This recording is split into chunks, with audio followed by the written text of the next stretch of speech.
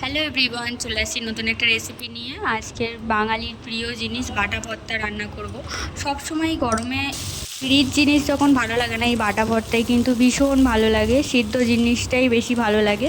চলো আজকের এই ঢ্যাঁড়স ভর্তা বানাবো, কিভাবে বানাই চলো তোমাদের সাথে শেয়ার করব। প্রথমে পেঁয়াজগুলো আমি ভেজে নিয়েছি, আর এখানটায় টমেটো দুটো হচ্ছে গিয়ে তোমার হালকা নুন দিয়ে একটু ঢাকা দিয়ে রাখলে এটা পুরো গলে যাবে, ছালটা উঠিয়ে দিতে পারবে, তাই এরকমভাবেই দিয়েছি।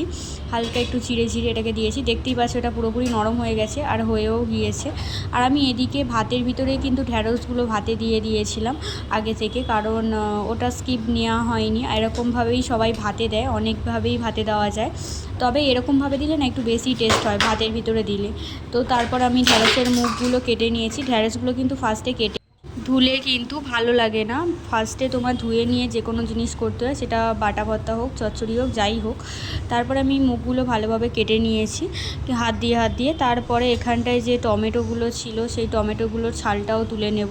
আর তারপরে এই যে শুকনো লঙ্কা আগে থেকে ভেজে রাখছি, নুন দিয়ে ভালোভাবে এটা মাখাবো। এরকমভাবে মাখালে কিন্তু মাখানোর স্বাদটা একটু অন্যরকম হয়ে যায়।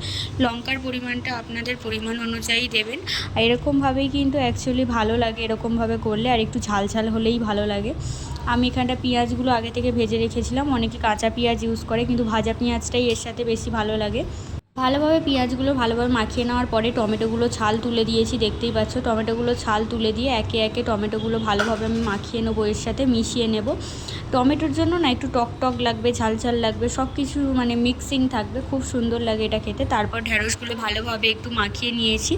নেওয়ার পরে এগুলো ভালোভাবে, অনেকগুলো থাকে যেরকম পাকা বা কচিগুলো ঢ্যাঁড়সগুলো বেশি সুন্দর লাগে। ভালোভাবে এটা মাখিয়ে নিয়েছি। মাখিয়ে নিলেই এটা তৈরি। গরম ভাতের সঙ্গে অসাধারণ লাগে খেতে, তোমরা জাস্ট ট্রাই করে দেখো। মাছ মাংস ভুলে যাওয়ার মতো জিনিস। আমার তো খুব ভালো লাগে, কার কার ভালো লাগে অবশ্যই কমেন্টে জানিও। ভালো লাগলে লাইক কমেন্ট শেয়ার করে দিও। আজকের রেসিপি এই পর্যন্তই। Tata, bye bye.